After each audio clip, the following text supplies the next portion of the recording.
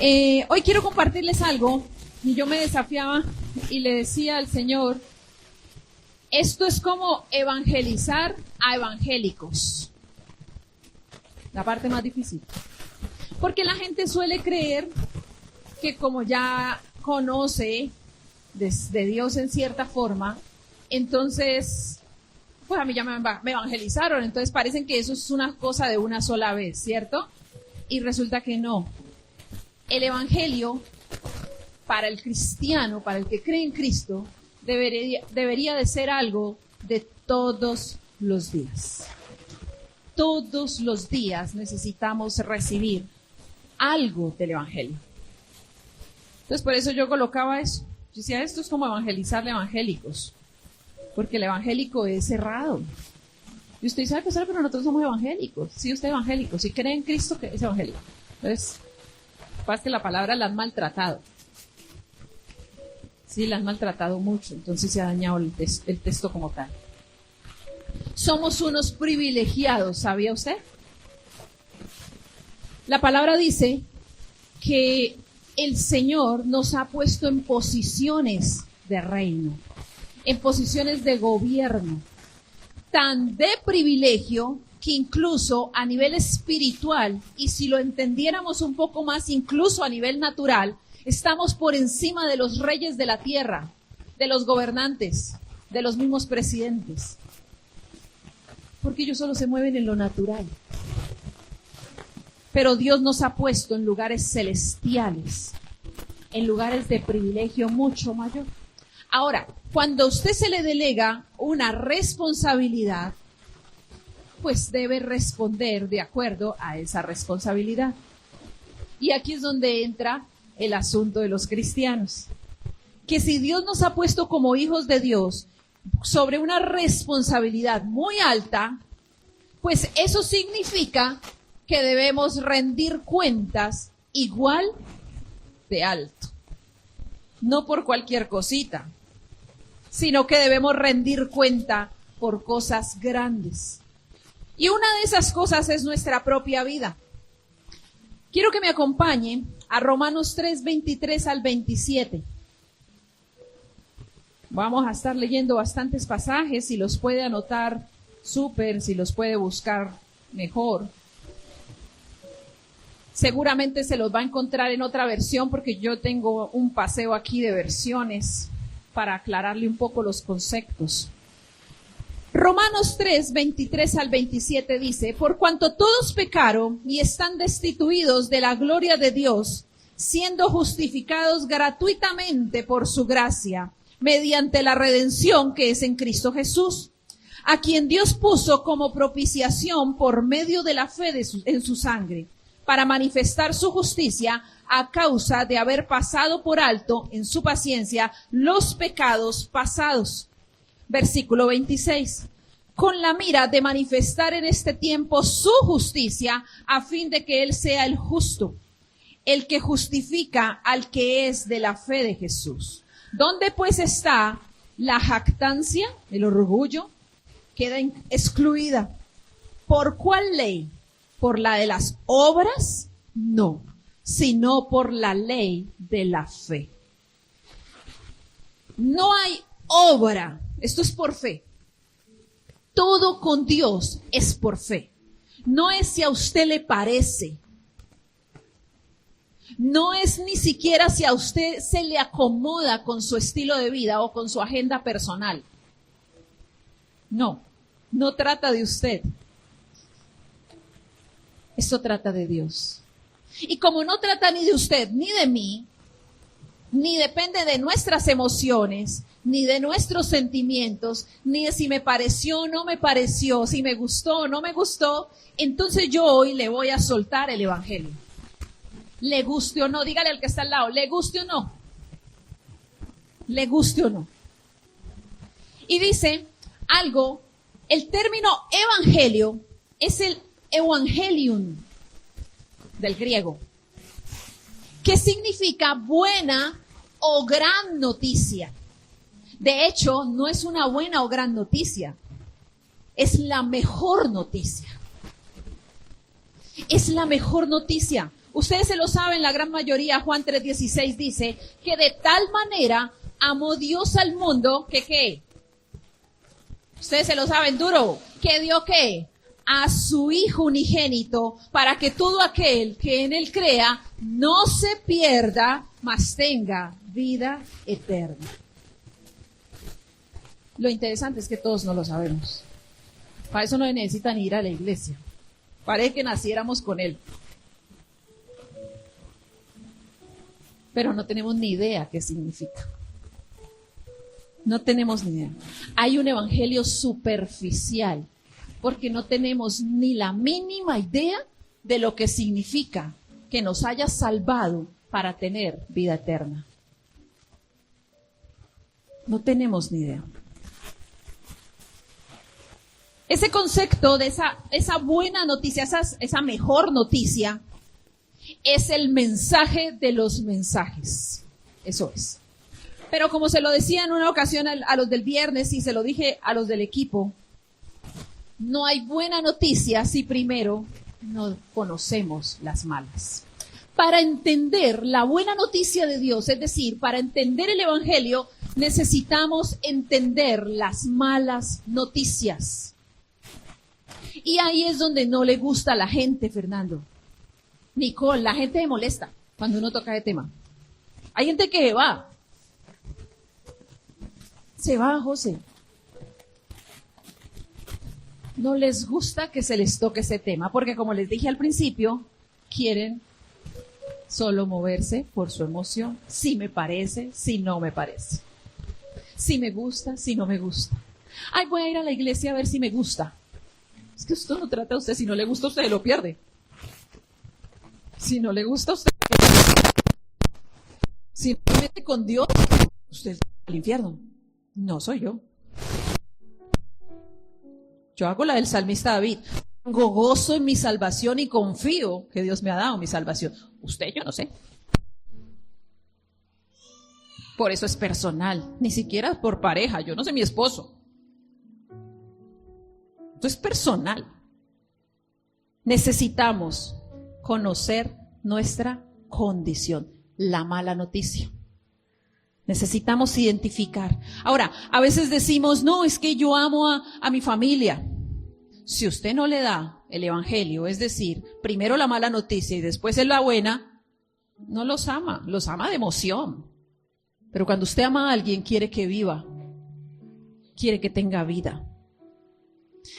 Y he estado usando un ejemplo porque me parece como el más sensato. Yo soy médico. Bueno, no soy médico. Estoy diciendo que se lo imaginen. Yo soy médico. Y le tengo que dar a usted una mala noticia, como por ejemplo un cáncer, ¿cierto? Pero para podérsela dar a usted, llego y le digo, oiga, pues está enfermito. Vamos a mirar a ver qué hacemos. Pero yo como médico, como oncólogo, ya sé todo lo que usted tiene. Pero solo le digo eso. ¿Soy un médico integral? ¿Sí o no? No. Un médico integral es cruel. Porque por eso usted dice, ay, ¿y este por qué da esas noticias así? ¿Usted no le ha pasado? Y dice, y este no tienen sentimientos, ¿por qué dan esa noticia así? ¿Y cómo quiere que la dé? Porque es que el problema es que uno le dice al paciente, estoy en el papel de médico, ¿no? Uno le dice al paciente, oiga, es que usted tiene un cáncer. No, yo no lo creo, en el nombre de Jesús no lo creo. Pues sí, está lindo, suena lindo. Pero entonces, ¿qué le toca al médico? Sacar la evidencia y ser un poco más cruel. ¿Para qué? Para que usted acepte el tratamiento o no. Porque al final usted es quien va a decidir si lo toma o lo deja. Pero la forma en que te dan el mensaje es la que va a garantizar un poco si decides o no tomar el tratamiento. Es que si no tomas el tratamiento, no te voy a garantizar nada, seguramente en unos meses ya no estás aquí. Pero si tomas el tratamiento, tenemos la opción de que te mejores. ¿Que toda la vida vas a tener que pelear con esto? Sí, así se quite, hay que estar pendiente. Es como la debilidad, como el pecado. Usted lo deja, pero tiene que estar pendiente. ¿Sí o no? Entonces suena un poquito cruel, pero así es. Si él no lo dijera con sinceridad, sería un hipócrita, un mal médico, no sería un médico integral. Entonces, por eso, ahora los estoy defendiendo. Por eso es que usted a veces ve que el médico llega a dar la mala noticia. Tenemos que cortarle la pierna. ¿Qué? Y hacen todo, ¿por qué lo dice así? ¿Y de qué otra manera lo va a decir? Tenemos que cortarle la piernita. Vamos a ver si volvemos a pegársela. No, hay que decirle que la va a perder. Porque si acomoda el mensaje, va a ser muy complicado que la persona diga, asumo las consecuencias y voy a tomar el tratamiento. Porque no lo va a ver tan grave. Entonces toca pintárselo grave, ¿cierto? A ver, los médicos hasta una gripa creen que es de muerte, no sé, a veces como que se pasan. Pero así es, ese es el evangelio también. Piensen esto, todo esto es intro. Piensen esto. Los primeros cristianos, la iglesia primitiva, sí, los primeros siglos después de Cristo, daban la vida por el evangelio. Se hacían matar. Si los iban a crucificar, incluso hace poco veía una película japonesa cuando fueron a predicar a Japón, a ganarse en el evangelio, a extender el evangelio en Japón. Japón súper cerrado. Y a los primeros misioneros los mataban. Y les ponían una imagen porque ellos tenían el concepto pues de que si pisaban la carita de Jesús o la cruz, pues estaban renegando a la fe de Jesús. Entonces les ponían el símbolo de la cruz y les decían, tienes que pisarlo y decir que renuncias a tu fe en Jesús. Y la gente no lo pisaba. Los colgaban, yo no les estoy diciendo mentira, los colgaban de cabeza, les cortaban como pollo y esperaban que se desangraran, enterrados debajo en un hueco. Y eso era poquito, había más formas de tortura. Y a los que eran como el pastor, el sacerdote, o sea, alguien que cumplía un rol más jerárquico, más espiritual, más alto, pues les tocaba ver todo eso para que ellos pudieran renunciar, para que la gente viera que el pastor renunció, entonces renunciemos todos. Y esos pastores parados en la raya.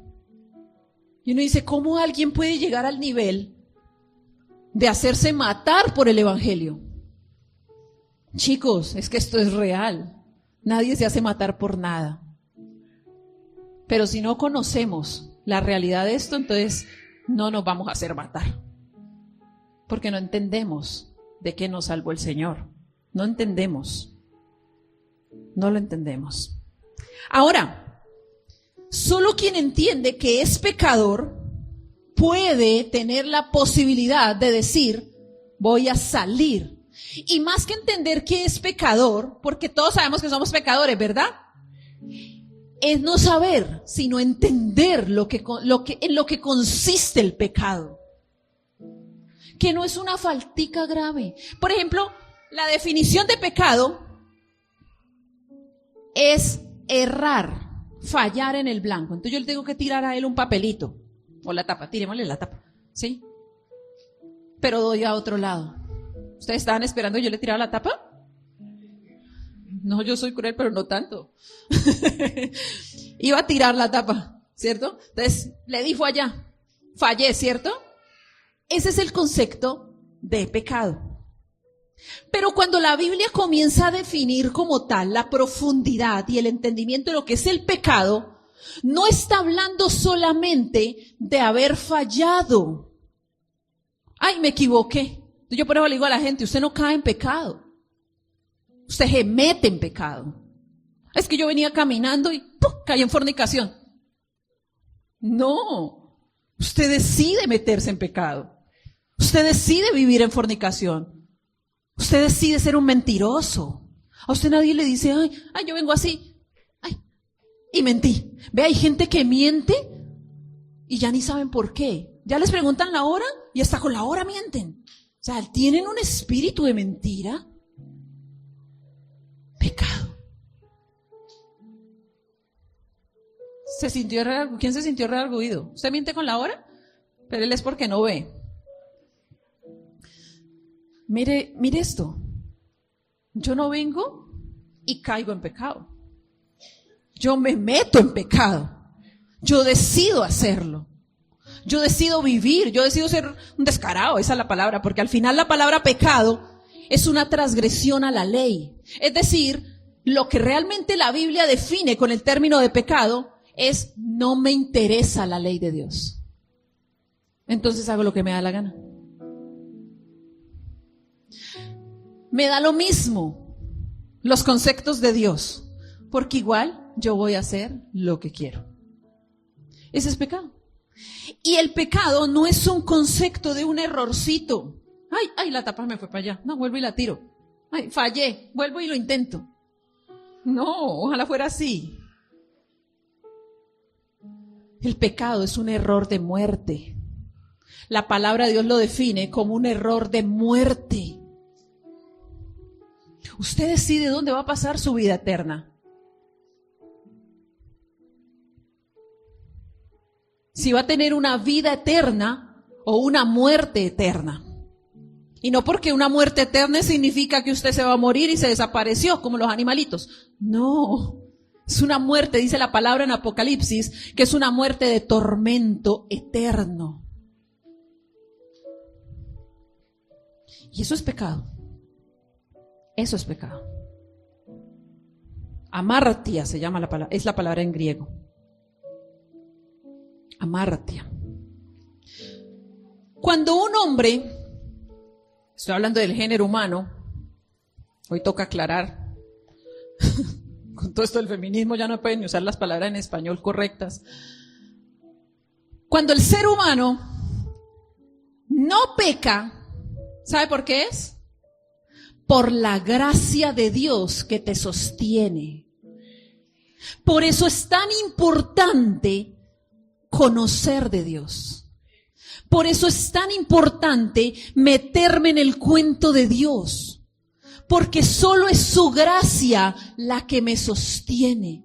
Fuera de su gracia, yo voy a seguir pecando. Y no trata de perfección, porque quizás me equivoque en otra cosa y en eso tendré que volver a profundizar esa área también. Y profundizo esta área también. Y comienzo a profundizar área por área. Pero por lo menos las evidentes ya no deberían de estar. Por la gracia de Dios ya no deberían de estar. El pecado es un error gravísimo de muerte. Y solo la gracia de Dios nos guarda de cometerlo. Pero cuando no hemos soltado un pecado o pecados, es porque no queremos. No es ni siquiera porque usted no pueda, es porque no quiere. Esa es la palabra. Y nos excusamos, ¿no? Decimos, no, es que no he podido, esta es mi debilidad. Es porque no quiere. Porque como si cuando quiere otras cosas sí lo hace. Y es que no les está hablando un Dios, les está hablando otro ser humano. Y cuando yo entendí que con los pecados que yo luchaba, no era porque yo no pudiera, sino porque realmente no quería. Tuve que tomar una decisión, porque sabía que era de muerte. Sabía que era de muerte.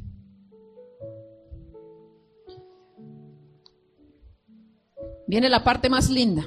Porque vengo explicando el pecado, pero no lo he explicado del todo. Sí. Mire esto, nuestro pecado no sería un problema si Dios fuera un ser injusto y cruel. Es decir, como usted y como yo. Si Dios fuera como usted y como yo, el pecado no sería un problema. Porque cuando usted suba al cielo, ¿quién te va a juzgar? Alguien como tú, y al final todos lo sabemos. ¿Quién puede juzgar al otro? ¿Aquí alguien puede tirar la primera piedra? No, ¿cierto? Entonces, como si Dios fuera como usted y como yo, entonces no habría problema con nuestro pecado, porque cuando lleguemos al cielo, pues nos va a juzgar a alguien como yo, y al final, pues, no hay problema, ¿sí o no? Pero ahí está el problema, que Dios no es como usted ni como yo. Él es santo. Y la palabra lo describe como santo, santo, santo. Ni siquiera como santo. Dice santo, santo, santo. Así lo describe la palabra. Cuando pecas ante un alcalde, cuando peco ante David, ¿cierto? Porque podemos errar ante alguien. Pues al final, el arreglo es entre humanos. Por eso el Señor nos dice, perdónense. Porque el arreglo es entre ustedes, Él también puede pecar contra ti. Es que allá están en cierre de proyecto, por eso el alboroto. Pero, como no pecamos contra un ser normal, es decir, humano, sino un ser sobrenatural, contra un ser santo, perfecto, pecamos contra Dios, que Él es santo, santo, santo. Dice la palabra en el Salmo 147:15. Dios le da una orden a la tierra y ella obedece inmediatamente. Mira esto, en otras palabras dice, se sujeta la tierra a Dios cuando Él da una palabra. Y en Génesis 1 usted ve que Dios dice, hágase, y ¿qué hacían las cosas? Se hacían. ¿Sí? Sepárense en las aguas, y ¿qué hicieron las aguas? Se separaron, ni lo pensaron dos veces. La naturaleza se sujeta a Dios. Toda la creación se sujeta a Dios. Y lo lindo de esto es que ni siquiera preguntan, solo obedecen. Pero el ser humano es el atrevido que llega y dice, no, no te voy a obedecer. Es mi vida. Es mi vida. Y no lo obedecemos. ¿Y sabe qué es lo más interesante? Que la Biblia sí habla de que al final la misma naturaleza, se lo estoy parafraseando, la misma naturaleza será quien te acuse porque ellos obedecieron y tú no. Será quien te acuse delante de Dios. Serán los mismos. Dios es digno de todo, pero aún así le negamos todo. Es dueño de tu vida y aún así se la niegas. El ser humano no puede ver lo horrible del pecado a menos que conozca a Dios. Y ahí es donde entra este material, ¿no? Porque nuestro deber como pastores es poder decirle a usted, como una serie de ayuda para que conozca a Dios. Porque a mí ni a mi esposo ni a mí nos interesa que usted siempre esté solamente escuchando lo que uno tiene para usted. Porque no soy yo, es Dios. Pero lo más lindo sería que usted dijera, wow, Dios a mí me ha hablado. Y lo que recibí hoy me lo está confirmando. Hoy, esa palabra de hoy es confirmación porque todo mi devocional de la mañana, de esta semana, Dios me habló.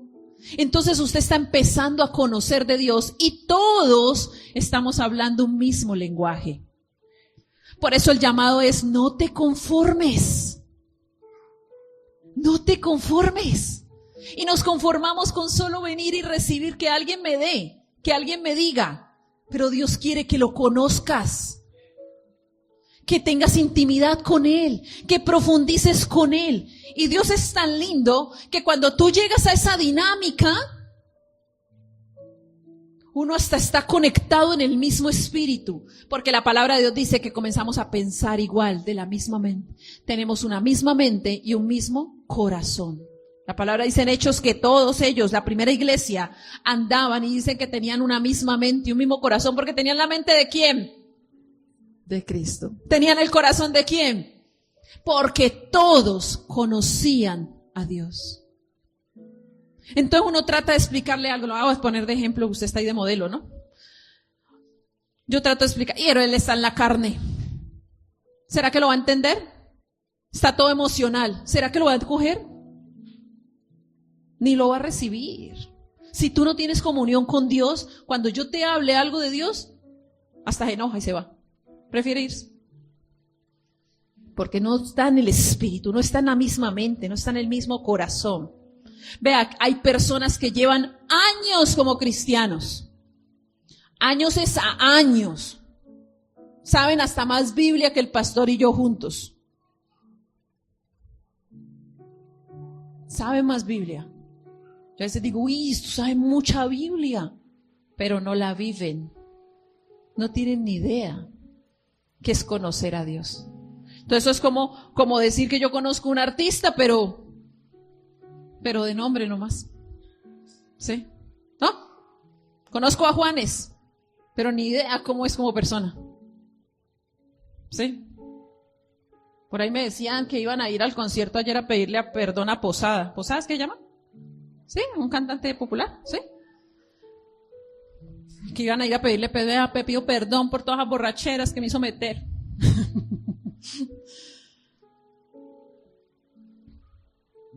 Lo conocemos de título. Bueno, yo no ni sé cómo es, solo escuché el nombre. Pero uno dice lo conocemos de nombre, lo conocemos de farándula, pero ¿realmente conocemos a la persona? ¿Cierto que no? Lo conocerá de pronto su familia. Job decía, de oídas te había oído, mas ahora mis ojos te ven. Necesitamos conocer a Dios, no de oídas, porque eso es muy fácil. Necesitamos conocer a Dios con nuestros ojos, que se nos revele el Señor a nuestras vidas. El problema más grande de los seres humanos, de los cristianos, es que saben que son pecadores, pero no entendemos en qué consiste ese pecado. ¿Qué es lo que realmente hace el pecado? No nos importa. Sabemos que somos pecadores, pero no nos importa. Sabemos que tenemos que recibir a Jesús como Salvador, pero no nos importa. Sabemos que tenemos que estar cerca de Dios, porque sí va a haber un juicio. Sí se van a salvar unos, sí se van a perder otros. Pero no nos importa. Nos da lo mismo. Nos da lo mismo. Y llevan años, muchos de esas personas, años. No quieren soltar el pecado. Porque el problema no es porque no sepan que son pecadores, es que no quieren dejar el pecado. Les gusta el pecado. Y ya sabe que les espera. Les gusta. Es común oír en las iglesias predicar de la bendición, ¿cierto? Y les gusta a la gente, les gusta la prédica cuando es el tema de te prosperaré, te bendeciré. ¿Sí? ¿Cómo ser prosperado en el Señor? Y el tema es, Dios nos va a bendecir. Y nos encantan que oren por nosotros y nos digan, oye, el Señor te dice, tengo grandes cosas para ti. Oh, Rambo, saca la bazuca, mata la vaquita. Y comienzan. ¿Cierto? Nos encanta eso. A unos más que otros. A mí porque por mí nunca oran. Pues cuando viene un invitado y eso porque soy el pastor, si no, no oraría por mí. Yo siempre fui de las que saltaban. Pero mire esto. Nos encantan este tipo de prédicas de la bendición. ¿Sabe por qué? Porque cuando el pastor llega y predica aquí de las brechas abiertas y del pecado que hay sobre su vida abierto y que es tiempo de cerrarlo, esa no nos gusta. Ese nos molesta. Porque cuando dijo que hay una brecha financiera aquí que se abren brechas financieras. Y llegan y dicen, pastor, ore por mí, por mis finanzas. No diezma ni ofrenda. Y que uno no sabe ni qué orar. Uno se siente hasta acorchado. Porque es que uno ya ha leído Biblia y uno conoce a Dios. Y sabe el modo operandi de Dios. Y uno empieza, ¿cómo oro? Mi oración suele ser, Señor, revélate y que sea buen administrador. ¿Qué más dice uno? ¿Qué más dice uno? Que sea buen administrador, porque en la buena administración, pues tú sabes que tienes unos principios que tienes que hacer. Y ahí eso es inquebrantable. Y obvio, es voluntario, pero es inquebrantable. Es como recibir a Cristo. Tú decides si quieres o no recibir a Cristo como Salvador. Nadie te va a obligar. Pero si no lo haces, ahora se va a dar cuenta. pues va a ser condenado.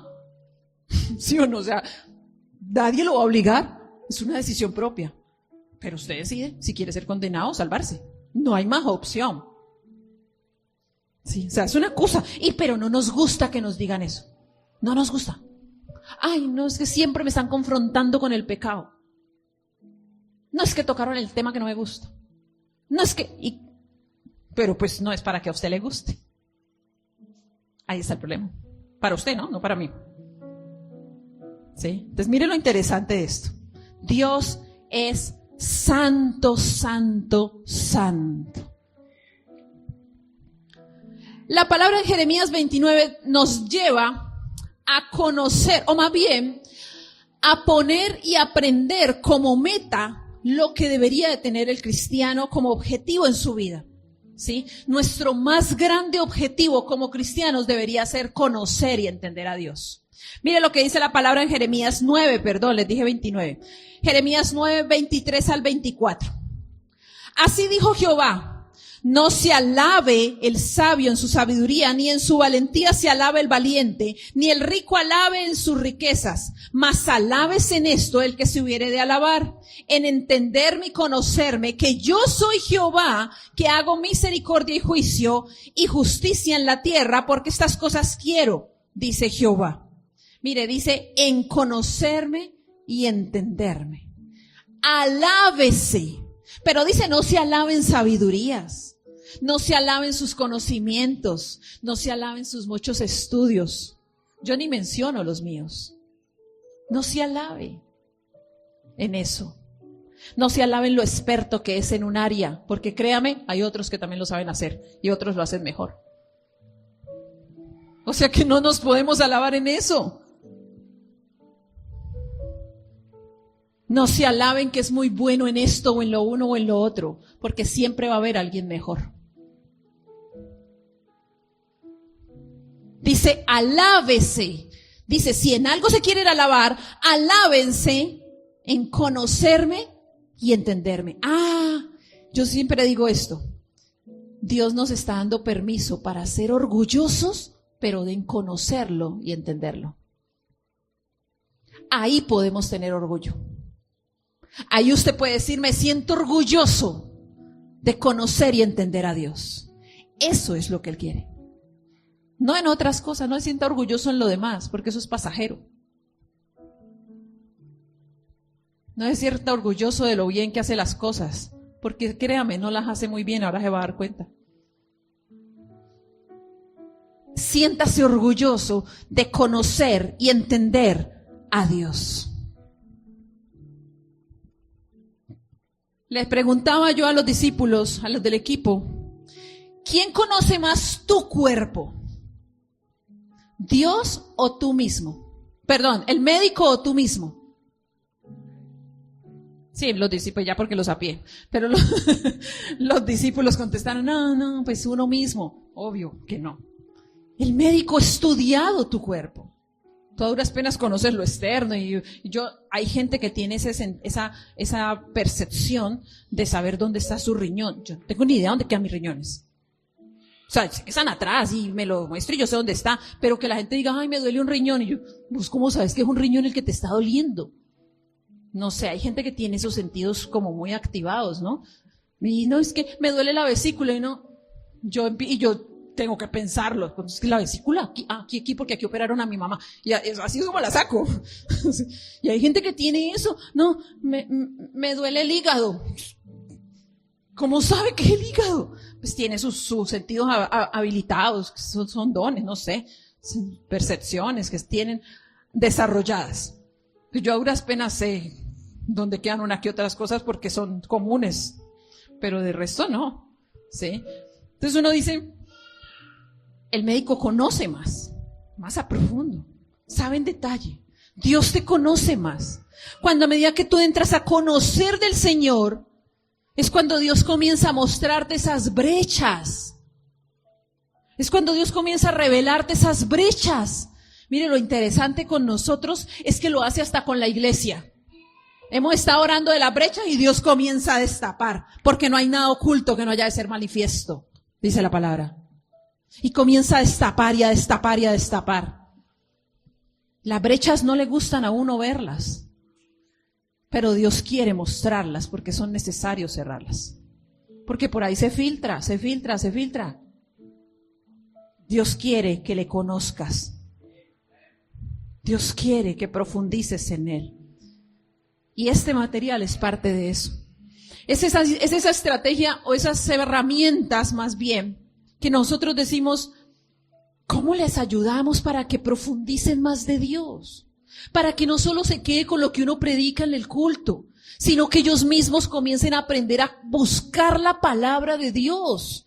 Porque la única que los va a transformar a ustedes es la palabra de Dios. El pastor puede predicar bonito, yo puedo predicar feo, cuando le toca a usted, pues le tocó la pastora, no pasa nada. Lo que sea. Puede venir el mismo Jesús y sentarse ahí y dar una prédica buena. Pero estuvo 3 años con Judas y no recibió palabra. Porque no es suficiente con la prédica. Tienes que tener intimidad con su palabra. Esto no es una Biblia. Es una cartilla. Y este es solo el comienzo de un proceso de devocional, de vida devocional. Es una cartilla de 3 días. Arranca con 3 días de desafío. 3 días de declaraciones. 3 días de 3 ejemplos de oración cortas para que usted vea que no tiene que complicarse. Cuando usted está empezando a conocer a alguien, usted no se sienta a hablar horas. Por lo menos yo, que aunque usted no lo crea, yo soy introvertida. Yo no sé hacer amigos. Mis amigos es porque el pastor los hace y entonces yo a través de él pues me coleo. Si no, yo no tendría amigos. Créame que no. Los amigos que yo he llegado a tener ha sido siempre porque ha habido alguien extrovertido al lado que me ayuda. Pero una vez entro en confianza, no hay vuelta atrás. Una vez entro en confianza, no hay vuelta atrás. ¿Sí? O sea, usted me busca y me encuentra. Pero que yo llegue y yo diga, voy a buscarlo yo. No, porque yo no sé hacerlo. Me toca a través del pastor, ve, mira. Entonces el pastor va y la conoce, y lo conoce, y ahí, le presento a mi esposa y no. ¿Sí? Pero así que yo diga, el pastor a veces me dice, ve, anda, habla. Y yo no sé qué le digo. O sea, y uno ya todo viejote y todavía con eso. Sí, todavía pasa. ¿Sí? Pero una vez entro en confianza, no hay vuelta atrás. No hay vuelta atrás. Créame que hasta ahí sí dicen, la persona tan extrovertida, porque ya entré en confianza, ¿sí? Ya entré en confianza, entonces, pelo el cobre, como dicen, ¿cierto? Así es con Dios. Comience así, 3 días maravillosos para hacer declaraciones. Con algunos ya empezamos, ¿sí? Con los de Cali ya empezamos. 3 días que usted comienza a decir, comienzo a declarar, para que vaya generando el ambiente, preparando el ambiente. Después al final aparece una propuesta con los salmos para que comience a profundizar todos los días con los salmos. ¿Sí? Marcelita se ríe porque ya sabe que con ella también estamos adelantadas. Y al principio cuesta, ¿cierto? Al principio uno crear la disciplina y empiezo, bueno, Marcela, llevamos 2 días sin salmos. Pastora, ya me pongo al día.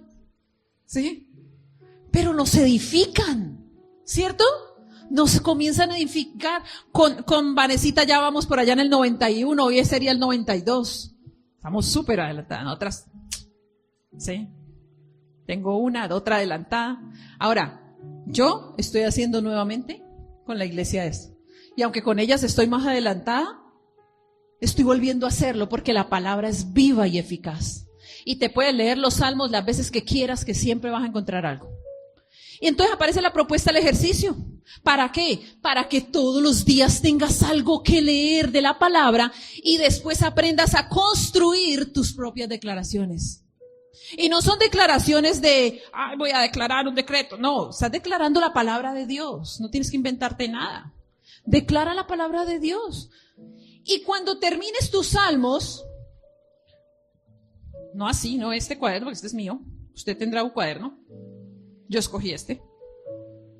Cuando usted termine los salmos, porque yo hago así, y les he dicho a las muchachas que lo hagan, tienen en su cuaderno todos los días, cada salmo.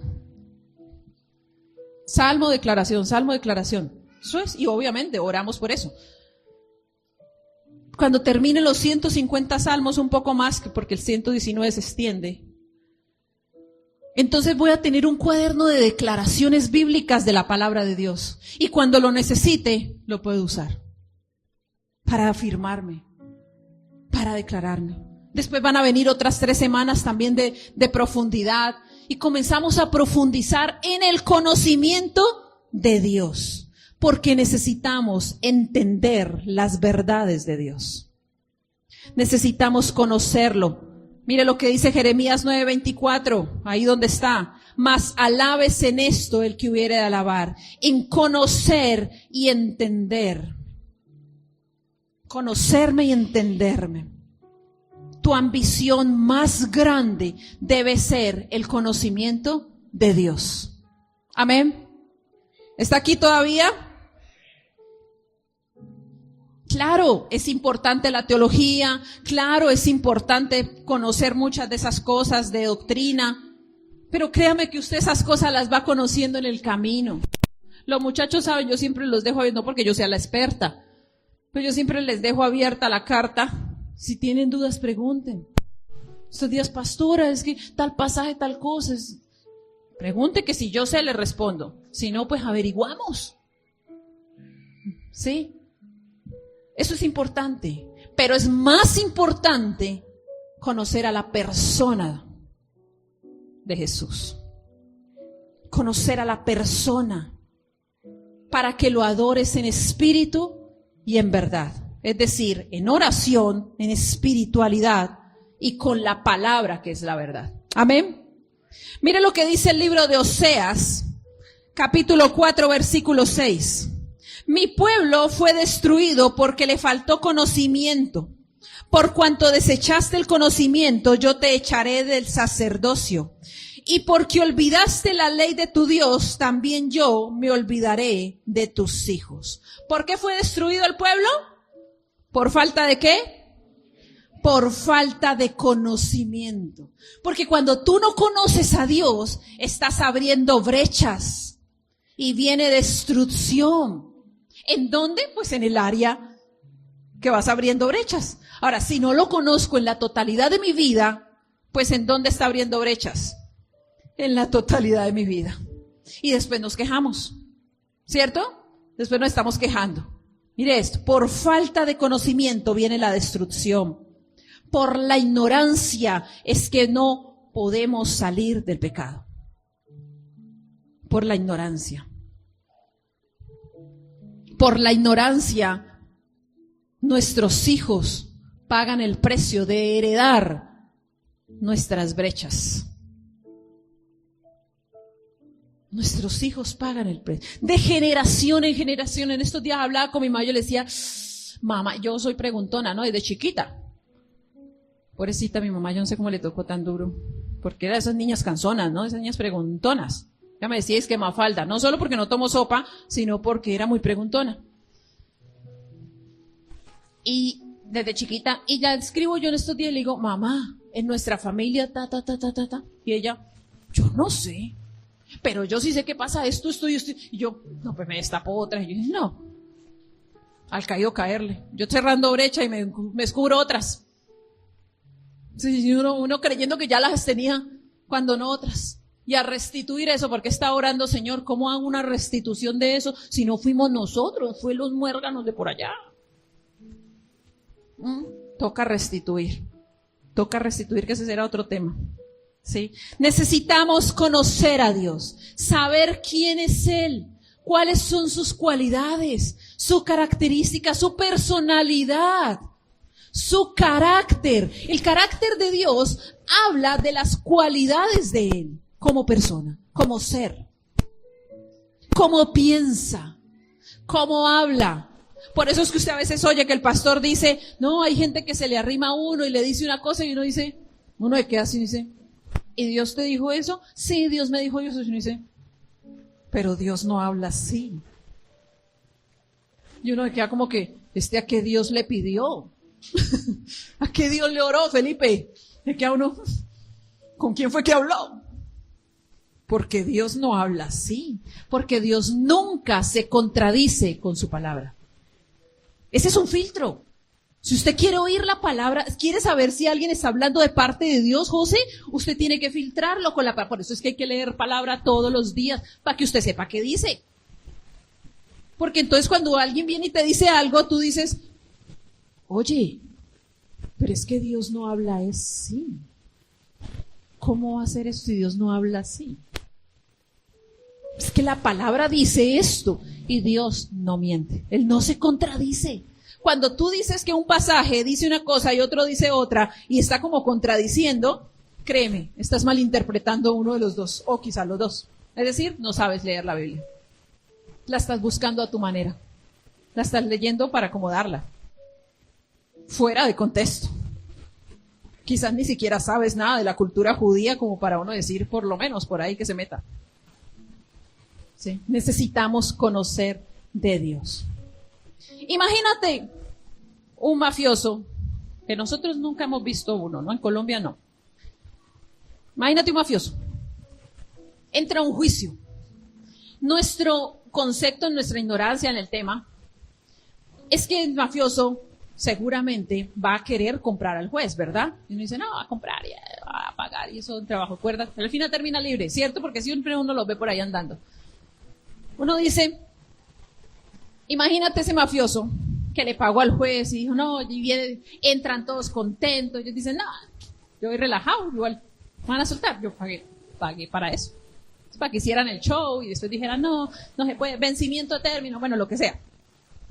Pero entra al juzgado y se encuentra con otro juez, uno honesto, justo al que no le pagó y el que es incorruptible.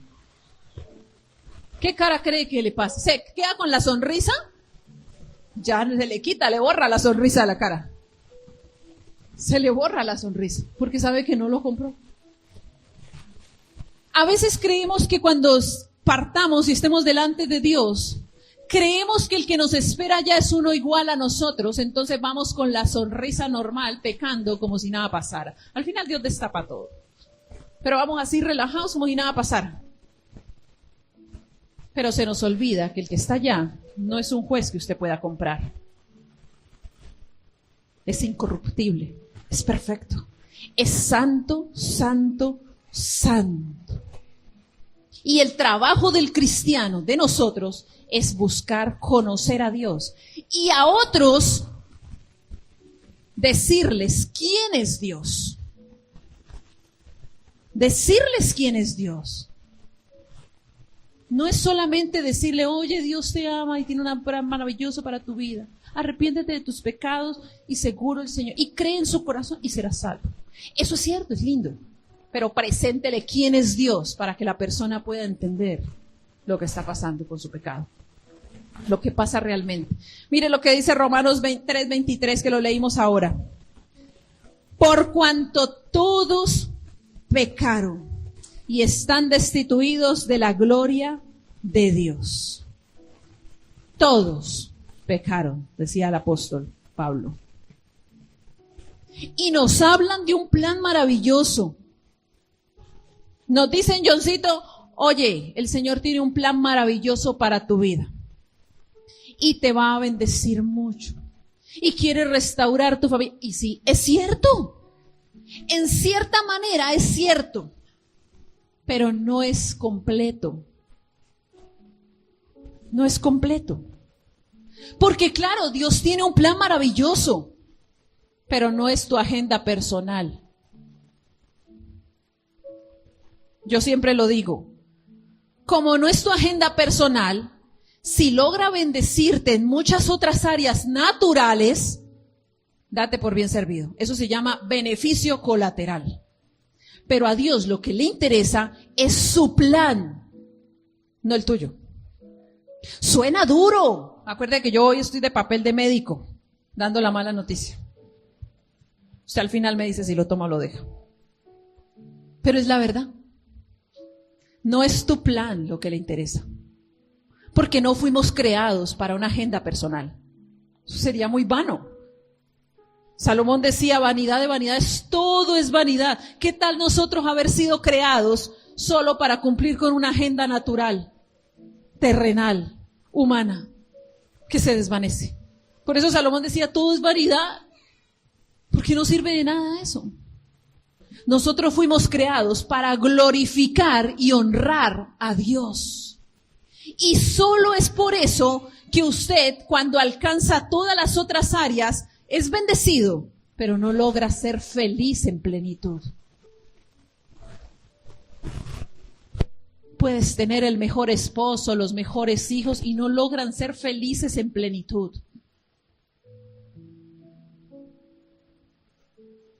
¿Por qué? Porque no fuimos creados para eso, Nicole. Pero cuando tú logras entender que tu vida la dedicas a adorar, y es decir, cumples el diseño de Dios, el plan de Dios, que era que fueras glorificar el nombre de Dios. Por eso Juan 15 dice, para que demos fruto y nuestro fruto permanezca, y que nuestro fruto le dé honra a Dios. Y seremos completamente felices, dice Juan 15. Recibiréis gozo y seremos completamente felices. Pero si no conocemos a Dios, pues obviamente no vamos a poder entender esto. Necesitamos, ¿cuántos quieren ser felices? Tienen que conocer a Dios, porque para eso fue usted creado.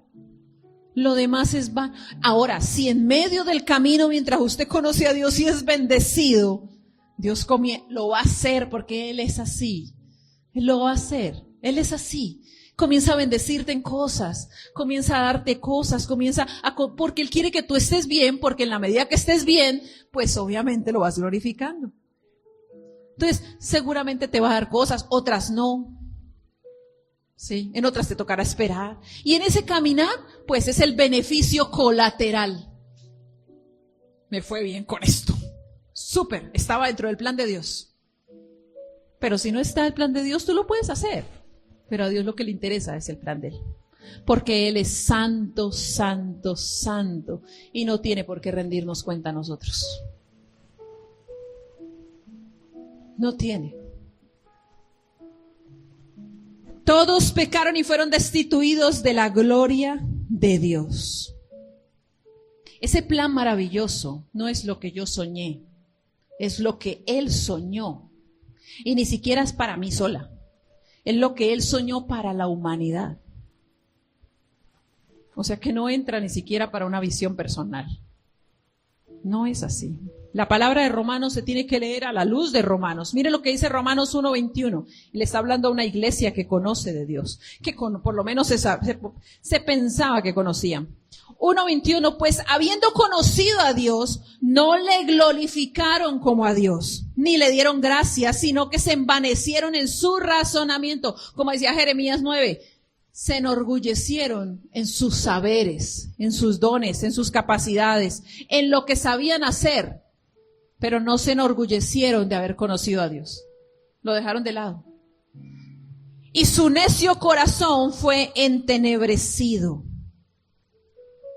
Tremendo, ¿cierto? Tremendo. Tuvieron la oportunidad de conocer de Dios. Yo le decía a mi esposo, qué lindo que todo el mundo lo hiciera de verdad. Que el ejercicio lo hiciera de verdad. No porque esta sea la única forma, sino porque es una herramienta.